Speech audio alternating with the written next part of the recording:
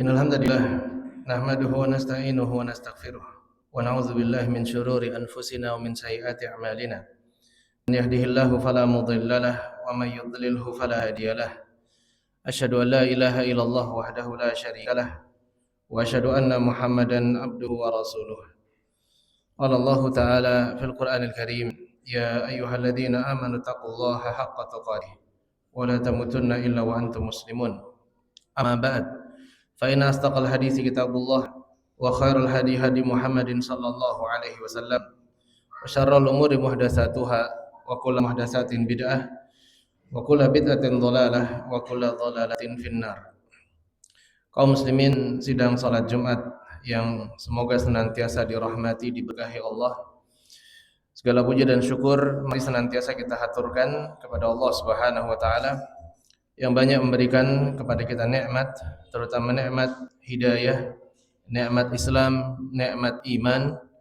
Begitu pula dengan nikmat mengamalkan sunnah-sunnah Nabi sallallahu alaihi wasallam, hingga dengan segala kenikmatan tersebut kita bisa dimudahkan oleh Allah menjalankan salah satu ibadah yang mulia di hari yang mulia, yakni salat Jumat secara berjamaah, yang tentunya kita memohon kepadanya agar amalan kita, salat kita, sedekah kita, zikir, doa dan ibadah-ibadah kita lainnya menjadi amalan-amalan yang diterima di sisi Allah Subhanahu wa taala, amalan yang memberatkan timbangan amal kebaikan kita nantinya di yaumul qiyamah. Dan semoga salawat serta salam dicurahkan, dilimpahkan kepada Nabi kita Nabi Muhammad sallallahu alaihi wasallam, kepada keluarga beliau, kepada para sahabat serta kepada umat beliau yang senantiasa menegakkan, menebarkan, mengamalkan sunnah-sunnah Nabi hingga nanti tegaknya hari kiamat. Kaum muslimin yang berbahagia, kemaksiatan ini banyak sekali memberikan dampak negatif terutama bagi pelakunya. Namun sebelum kita membahas tentang dampak negatif dari kemaksiatan, perlu kita mengetahui bersama apa sebenarnya makna dari kemaksiatan. Karena sering kami menanyakan pertanyaan ini kepada kaum muslimin, namun ternyata di antara kaum muslimin masih belum mengetahui apa sebenarnya intisari definisi dari maksiat. Kaum muslimin yang berbahagia, maksiat ini sebenarnya adalah lawan kata dari ketaatan. Kalau ketaatan itu adalah menjalankan perintah Allah dan menjauhi segala sesuatu yang dilarang oleh Allah Subhanahu wa taala, maka maksiat itu kebalikannya. Maka bisa kita katakan kemaksiatan itu adalah melanggar atau meninggalkan perintah-perintah yang Allah Subhanahu wa taala perintahkan, terutama perintah yang hukumnya wajib, dan melakukan larangan-larangan yang Allah Subhanahu wa taala larang. Maka ini adalah makna dari maksiat. Maka maksiat itu dikala seorang hamba waliyadzubillah dia meninggalkan kewajiban dan melakukan keharaman. Kemudian apa dampak negatif dari kemaksiatan? Dampak negatifnya sangat banyak. Namun di antara salah satu dampak negatif yang bisa dirasakan baik di dunia ataupun nanti di kehidupan yang selanjutnya, terutama bagi pelakunya, adalah disempitkan hidupnya oleh Allah Subhanahu wa taala. Disempitkan hidupnya oleh Allah Subhanahu wa taala bagi mereka para pelaku maksiat. Hal ini senada dengan firman Allah Subhanahu wa taala ketika Allah mengatakan, "Wa man a'rada an dzikri fa inna lahu ma'isyatan dhanka." Barang siapa yang dia berpaling dari peringatanku, dia bermaksiat kepadaku, dia tinggalkan kewajibanku dan dia lakukan larangan-laranganku, fa inna lahu ma'isyatan dhanka. Maka untuk orang seperti ini akan aku timpakan kepadanya, akan Allah timpakan kepadanya ma'isyatan dhanka, kehidupan yang sangat sempit. Kehidupan yang sempit. Kemudian selanjutnya pertanyaan yang timbul dari kita tentunya, kehidupan yang sempit itu bagaimana maksudnya? Kehidupan yang sempit itu bagaimana maksudnya? Para ulama mereka menjelaskan di antara makna dari kehidupan yang sempit akibat atau karena dampak negatif dari mereka yang melakukan kemaksiatan, yang pertama adalah kesempitan secara zahir, secara lahir. kesempitan dari sisi finansial, kesempitan dari sisi nasab, kesempitan dari sisi urusan-urusan dunia yang lain. Maka ini bisa jadi akibat dari kemaksiatan yang dilakukan oleh pelaku maksiat tersebut. Hal ini bisa kita lihat dari kaum Nabi Nuh ketika mereka diberikan ujian yang seberat-beratnya oleh Allah Subhanahu wa taala, akibat mereka tidak menerima dakwah Nabi Nuh untuk beribadah hanya kepada Allah semata. Mereka melakukan kesyirikan, mereka menyembah Tuhan-Tuhan selain Allah, mereka menghina Nabi Nuh alaihissalam, mereka tidak menerima dakwah dari beliau alaihi salatu wassalam, dari Nabi Nuh. Akhirnya Allah Subhanahu wa taala timpakan kepada mereka hidup yang sangat sempit sekali. Di antara kehidupan yang sempit yang ditimpakan kepada umat Nabi Nuh, Allah Subhanahu wa taala putus nasabnya. Allah Subhanahu wa taala putus nasabnya, tidak punya keturunan. Di antara kesempitan hidup yang Allah timpakan kepada umat Nabi Nuh akibat kemaksiatan mereka, Allah Subhanahu wa taala timpakan hujan yang terputus, paceklik, kekeringan. Kekeringan yang menimpa mereka dalam jangka waktu yang sangat lama. Di antara kesempitan hidup yang Allah timpakan kepada mereka, Allah Subhanahu wa taala timpakan kepada mereka kemiskinan. Kesempitan demi kesempitan. Kesempitan yang lahir, kesempitan yang zahir. Maka Nabi Nuh kemudian memberikan solusi kepada mereka. Kalau seandainya kalian ingin kembali dilapangkan hidup kalian oleh Allah Subhanahu wa taala, maka bertaubatlah kepada Allah, istighfarlah kepada Allah. Nabi Nuh mengatakan, beristighfarlah kalian wahai umatku, innahu kana ghaffar. Sesungguhnya Allah itu adalah zat yang maha pengampun. Yursilis samaa alaikum midrara. Allah Subhanahu wa taala akan turunkan hujan bagi kalian. Wa yumdidukum bi amwalin wa banina, dan seterusnya. Allah Subhanahu wa taala akan lapangkan kepada kalian nasab keturunan kalian. Allah Subhanahu wa taala akan turunkan hujan yang berkah untuk kalian. Allah Subhanahu wa taala akan alirkan sungai-sungai yang berkah untuk kalian. Ini ketika seseorang dia bertaubat kepada Allah Subhanahu wa taala, maka Allah akan lapangkan kehidupannya. Lapangkan secara lahiriahnya.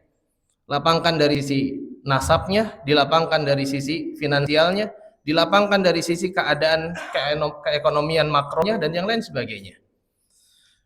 Ini kesempitan yang pertama. Jadi ketika seorang dia bermaksiat, maka Allah akan sempitkan hidupnya secara lahir, entah dari finansialnya, entah dari keturunannya dan yang lain sebagainya. Namun ini bukan satu indikator yang khusus.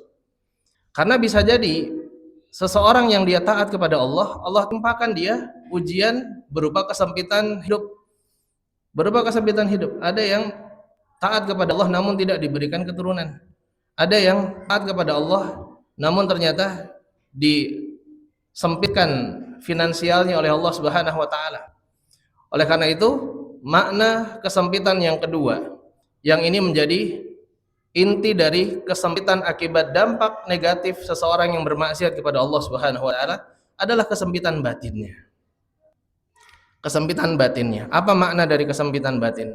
Kaum muslimin sekalian, ketika kita beribadah, ketika kita berzikir, ketika kita berdoa kepada Allah, sejatinya ibadah-ibadah yang kita lakukan itu adalah makanan untuk hati kita. Sebagaimana layaknya jasad, sebagaimana layaknya fisik, ketika dia diberikan makanan, maka dia akan merasa kenyang, dia akan merasa lapang. Namun hati kita Bapak Ibu, namun hati kita kaum muslimin sekalian, hati kita juga butuh makan. Namun bukan makanan-makanan yang tersedia di sebelah rumah kita, nasi goreng dan yang lain sebagainya, bukan. Makanan untuk hati kita adalah sebagaimana yang akan kita lakukan sebentar lagi. Beribadah kepada Allah Subhanahu wa taala, zikir, berdoa kepada Allah Subhanahu wa taala, puasa, sedekah dan yang lain sebagainya. Ini adalah makanan hati. Masalahnya kaum muslimin sekalian, dikala seseorang dia bermaksiat, maka hatinya tidak lagi sehat. Hatinya tidak lagi sehat. Yang seharusnya makanan itu bisa menyehatkan hati. Makanan hati itu bisa menyehatkan hati. Ibadah itu bisa menyehatkan hati, bisa menyegarkan hati seorang. Namun dikala hatinya sudah sakit gara-gara maksiat, maka ibadah itu tidak lagi terasa nikmat. Maka ini makna dari kesempitan yang ditimpakan kepada para pelaku maksiat, maksudnya kesempitan hati seseorang. Dia tidak lagi merasakan kenikmatan dikala beribadah. Dia tidak lagi bisa merasakan khusyuk dikala dia salat. Dia tidak lagi merasa nikmat dikala dia membaca Al-Qur'an. Dia merasakan nikmat ketika mendengarkan nyanyian-nyanyian dangdut, musik-musik dangdut. Namun dikala dikumandangkan Al-Quran, dibacakan Al-Quran, dia merasa benci. Hatinya merasa gundah, hatinya merasa panas ketika mendengarkan Al-Quran. Maka kaum muslimin, a'azani Allah wa yakum jami'an, ini penyakit hati. Ini adalah dampak negatif dikala seseorang dia bermaksiat kepada Allah, Allah akan sempitkan hatinya. Artinya Allah akan buat hatinya tidak akan merasa tenang dikala dia beribadah kepada Allah Subhanahu wa taala. Padahal ibadah itu adalah makanan hati. Padahal ibadah itu dibutuhkan oleh hati. Namun dikala seseorang dia bermaksiat, maka Allah akan jadikan hatinya tidak lagi bisa menerima ibadah. Hatinya tidak lagi bisa merasa tenang dikala beribadah kepada Allah Subhanahu wa taala. Maka kaum muslimin, azani Allah wa yakum jami'an, ini adalah inti dari kesempitan akibat seseorang dia bermaksiat kepada Allah Subhanahu wa taala. Kalau kesempitan yang pertama, bisa jadi ada seseorang yang dia disempitkan finansialnya, namun dikala dia beribadah dia merasakan ketenangan yang paling tenang. Dikala dia berzikir, dia merasakan kebahagiaan di atas kebahagiaannya para raja dan para orang-orang kaya. Dikala dia bersedekah, subhanallah, dia merasakan ketenangan yang begitu tinggi. Namun mereka orang-orang yang disempitkan batinnya, bisa jadi Allah Subhanahu wa taala lapangkan hartanya, bisa jadi Allah Subhanahu wa taala lapangkan anak keturunannya, namun dikala dia beribadah dia tidak lagi merasakan kenikmatan. Dikala dia salat dia tidak lagi bisa merasakan kekhusyuannya. Dikala dia membaca Al-Qur'an dia tidak lagi bisa koneksi antara dia dengan Allah Subhanahu wa taala. Maka yang seperti ini kaum muslimin sekalian jangan kemudian diabaikan. Sebagaimana tanda-tanda penyakit pada fisik kita, kalau kita abaikan justru akan mengantarkan kita kepada penyakit yang lebih parah. Maka begitu pula apabila kita merasakan hal ini pada hati kita, kita tidak lagi merasakan tenang dalam beribadah, hati kita tidak lagi merasakan kenikmatan dikala kita berzikir, maka jangan dibiarkan. Segera bertaubat kepada Allah Subhanahu wa taala agar Allah kembalikan hati kita menjadi hati yang bisa merasakan ketenangan dikala beribadah kepada Allah Subhanahu wa taala. Aqulu qouli hadza astaghfirullah li wa lakum wa li sairil muslimina wal muslimat fastaghfiruhu innahu huwal ghafurur rahim.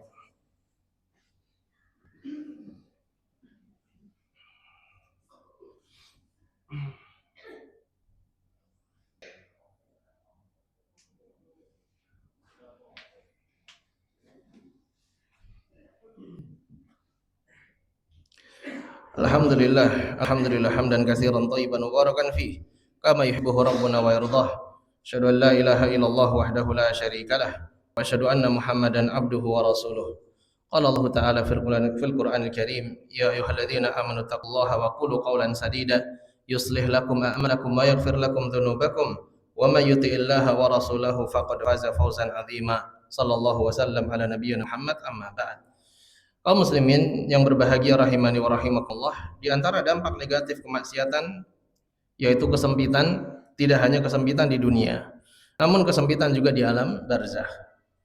Kesempitan di alam barzakh tidak hanya di dunia, seseorang dia bermaksiat kemudian meninggal dalam keadaan belum bertaubat kepada Allah Subhanahu wa taala, maka Allah akan sempitkan kehidupannya nanti di alam barzakhnya, di alam kuburnya. Dan siksaan ini kaum muslimin sekalian yang berbahagia rahimani wa rahimakumullah, hal ini dijelaskan oleh mereka para ulama salaf berkaitan dengan ayat yang kita bacakan sebelumnya. Maka mereka mengomentari maksud dari disempitkan di sini, ya disempitkan hidupnya, maksudnya adalah disempitkan kuburannya. Disempitkan kuburannya, tentunya di alam barzakh, bukan di alam dunia. Kuburan yang bukan di alam dunia, tapi kuburan di alam barzakh. Maka disempitkan kuburannya hatta takhtalifa adla'uhu, sampai antara tulang belulang mereka saling bertaitan, saling berikatan, saking disempitkannya kuburan mereka akibat kemaksiatan yang mereka lakukan di dunia. Maka kaum muslimin rahimani wa rahimakumullah, tentunya ini seharusnya menjadi kewaspadaan yang tinggi bagi kita, jangan sampai kemudian kita bermaksiat waliyadzubillah sehingga justru akan memberikan dampak negatif bagi kita, tidak hanya di dunia namun juga di alam barzakh. Dan yang ketiga Bapak sekalian, kaum muslimin sekalian rahimani wa rahimakumullah, di antara makna kesempitan di sini adalah rizki yang hilang keberkahannya. Rizki yang hilang keberkahannya. Seseorang bisa jadi hartanya banyak, namun hilang keberkahannya. Harta dia gunakan untuk foya-foya, harta dia gunakan untuk sesuatu yang tidak ada manfaatnya. Bahkan sebagian mungkin di antara kita merasakan kita punya uang tapi habis begitu saja. Kita tidak tahu mana manfaat dari uang kita. Maka ini makna dari kesempitan hidup, yaitu hilang keberkahan dari kenikmatan yang kita miliki. Kita punya banyak anak misalkan. Namun subhanallah di antara anak-anak tersebut tidak ada yang kemudian taat kepada orang tuanya. Di antara anak-anak tersebut tidak ada yang kemudian bisa menjadi investasi jangka panjang kita. Maksudnya investasi akhirat.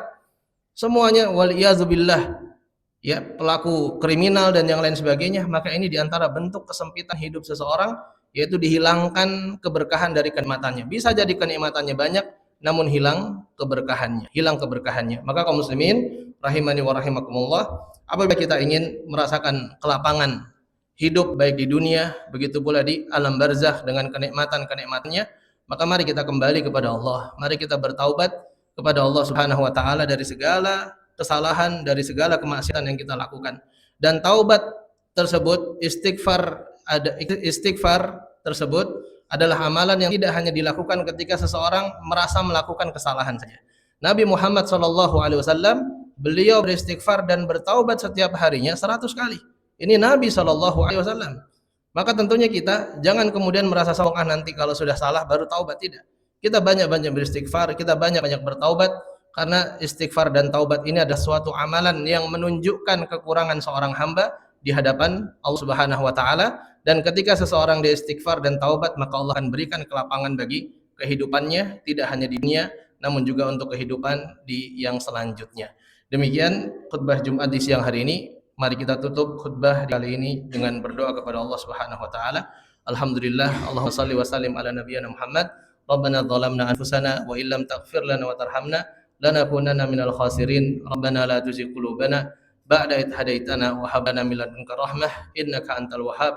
Allahumma inna nas'aluka al-jannah wa na'udzubika minan nar. Allahumma inna nas'aluka husnal khatimah wa na'udzubika min su'il khatimah.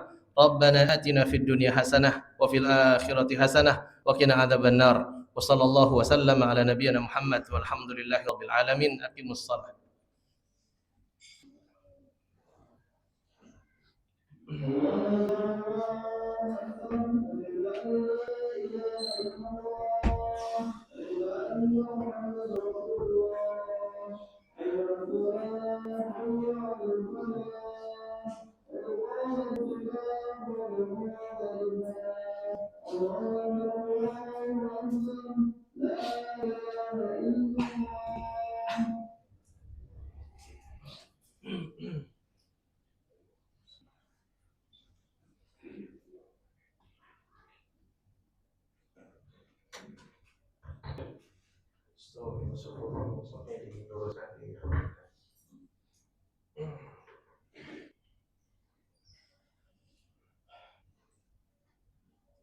Allahu Akbar.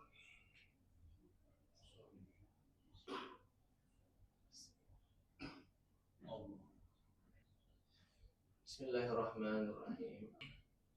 Alhamdulillahi rabbil alamin. Ar-Rahmanir Rahim. Maliki yaumiddin. Iyyaka na'budu wa iyyaka nasta'in. Ihdinas siratal mustaqim. Siratal ladzina an'amta 'alaihim ghairil maghdubi 'alaihim waladdallin.